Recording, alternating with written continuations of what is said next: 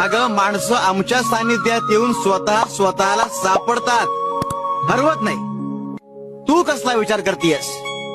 स्वामी, माणसाला जी गोष्ट ज्या वेळेला मनापासून पाहिजे असते ती त्या वेळेला का नाही मिळत? कोण म्हणतं असं? अरे जो तेरे भाग्य में लिखा है वो तुझे जरूर मिलेगा बच्चा.